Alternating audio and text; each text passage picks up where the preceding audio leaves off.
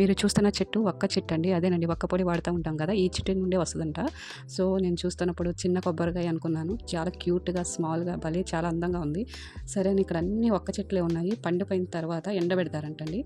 ఎండబెట్టిన తర్వాత వక్క పొడి వస్తుంది. సో, ఫస్ట్ టైమ్ నేను వక్క చెట్లు చూడంగానే భలే భలే నచ్చేసినాయి. సో, ఎలా అయినా టచ్ చేసేయాలి, కోసేయాలనుకున్నాను. చిన్న చిన్న కొబ్బరికాయలాగా భలే ఉన్నాయండి. నేను చాలా చెట్లు చూసాను అక్కడ.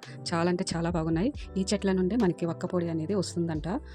సో, అక్కడున్న వక్క చెట్లన్నీ తిరిగేసి ఒక గుప్పెడైతే నేను కోసుకున్నాను. ఇంటి దగ్గర ట్రై చేయొచ్చని.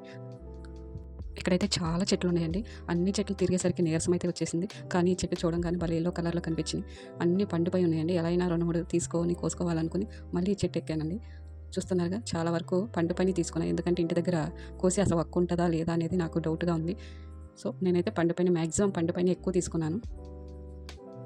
చాలా గట్టిగా ఉన్నాయండి. అస్సలు కోయడానికి ఒక్కటి కూడా రావట్లేదు. కానీ పండిపోయినయి అయితే ఈజీగా కోయడానికి వస్తున్నాయి. సో, వాటిలో పండిపోయినయి ఏంటో చూసుకొని మరీ కోసుకున్నాను.